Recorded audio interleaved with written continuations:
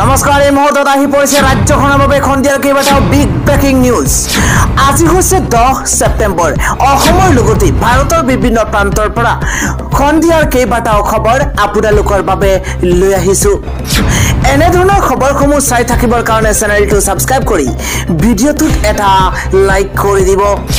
এই মুহূৰ্তত জনাই আছো এটা গুৰুত্বপূৰ্ণ খবৰ। মুছলমানৰ বাবে বৃহৎ পদক্ষেপ হাতত লৈছে চন্দ্ৰবাবু নাইডুৱে। এবাৰ শিক্ষাৰ্থী মহিলাৰ বাবে কেইবাটাও অভিলাষী আঁচনি হাতত লৈছে চন্দ্ৰবাবু নাইডুৱে। এটা বিগ ব্ৰেকিং নিউজ জনোৱাৰ চেষ্টা কৰিছো। মুছলমানৰ বাবে কেইবাটাও বৃহৎ পদক্ষেপ হাতত লৈছে চন্দ্ৰবাবু নাইডুৱে।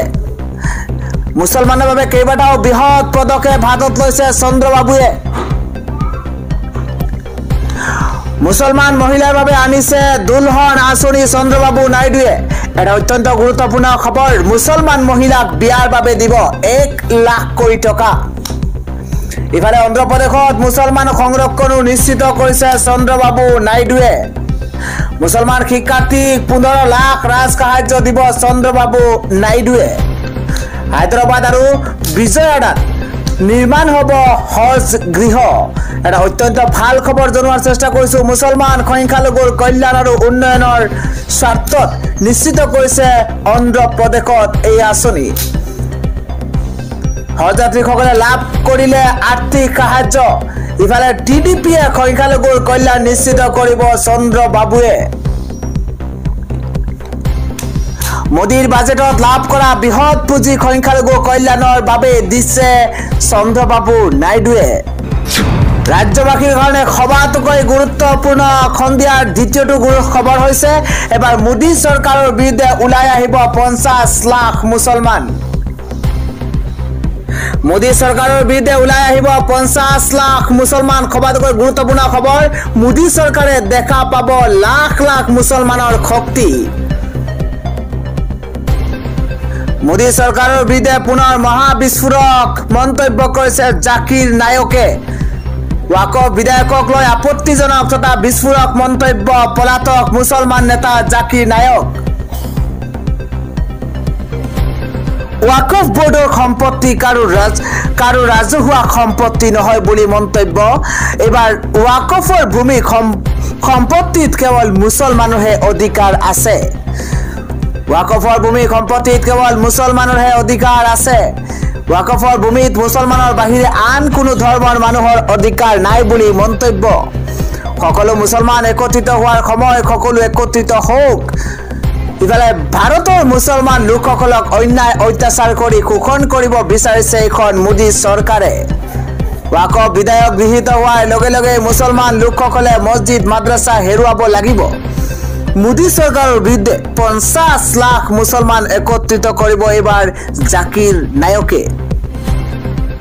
আন এটা বিগ ব্ৰেকিং নিউজ হৈছে বিজেপি বিধায়কৰ হুংকাৰ। এইবাৰ পুলিচ অফিচাৰ মোৰ মতে চলে, এই মন্তব্য কৰিছে বিজেপি বিধায়কে।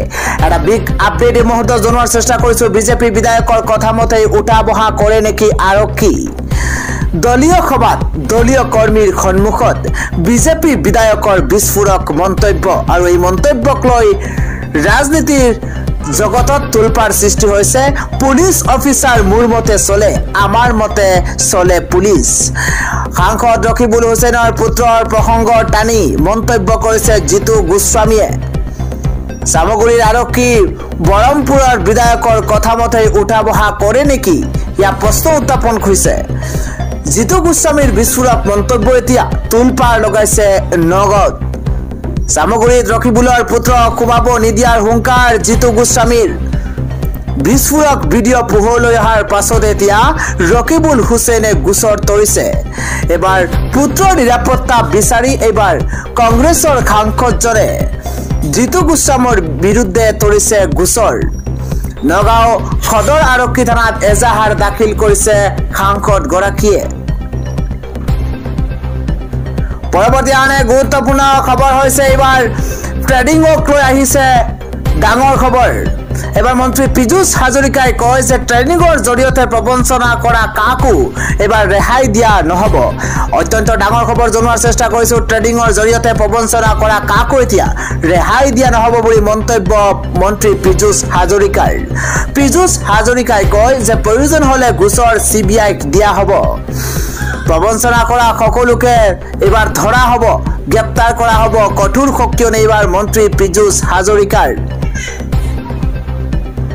পৰৱৰ্তী ব্ৰেকিং নিউজ হৈছে স্মাৰ্ট মিটাৰক লৈ আজি অব্যাহত প্ৰতিবাদ এইবাৰ চাহ বাগানত সোমাব নোৱাৰিব APDCLৰ কৰ্মচাৰী কোনো কাৰণতে স্মাৰ্ট মিটাৰ লগাব নিদিও বুলি হুংকাৰ এটা অত্যন্ত গুৰুত্বপূৰ্ণ খবৰ কোনো কাৰণত আমি স্মাৰ্ট মিটাৰ লগাব নিদিও চাহ বাগানত সোমাব নোৱাৰিব APDCLৰ কৰ্মচাৰীসকল এটা ডাঙৰ খবৰ চৰকাৰী কাৰ্যালয় উদ্যোগত এবাৰ স্মাৰ্ট মিটাৰ লগাওক আমাৰ স্মাৰ্ট মিটাৰ দৰকাৰ নাই চাহ শ্ৰমিকৰ ঘৰত স্মাৰ্ট মিটাৰ লগাব নোৱাৰিব চাহ শ্ৰমিকৰ বাবে অভিশাপ হৈছে স্মাৰ্ট মিটাৰ বাগিচাত স্মাৰ্ট মিটাৰ নিষিদ্ধ ঘোষণা এবাৰ আটছাৰ কলিয়াবৰ সমিতিয়ে মুকলিকৈ দিছে হুংকাৰ স্মাৰ্ট মিটাৰ কোনো পধ্যেই লগাব নোৱাৰিব স্মাৰ্ট মিটাৰ লগোৱাৰ আগত চাহ শ্ৰমিকৰ মজুৰি বৃদ্ধি কৰাৰ লৈ প্ৰতিবাদ অব্যাহত আছে স্মাৰ্ট মিটাৰ লগালে তীব্ৰ আন্দোলন কৰাৰ হুংকাৰ এবাৰ আটছাই দিছে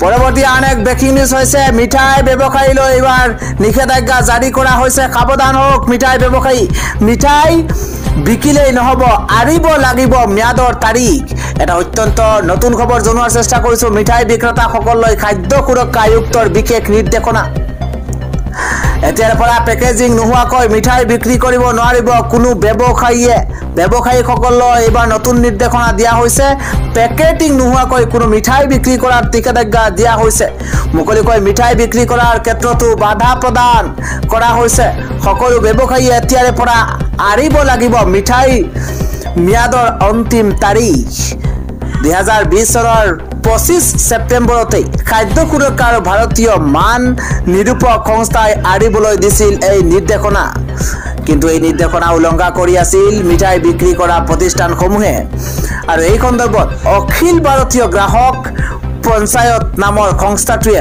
অভিযোগ দাখিল কৰে খাদ্য সুৰক্ষা বিভাগক তাৰ পাছতেই এই নিৰ্দেশনা জাৰি কৰিছে খাদ্য সুৰক্ষা বিভাগে ব্ৰেকিং নিউজ অসম চৰকাৰে লৈ আহিছে এছকালেট পদ্ধতি এবাৰ জবাবদিহি হ'ব SDC লাট মণ্ডল এটা ডাঙৰ খবৰ জনোৱাৰ চেষ্টা কৰিছো মুখ্যমন্ত্ৰী ডক্টৰ হিমন্ত বিশ্ব শৰ্মাৰ নতুন সিদ্ধান্ত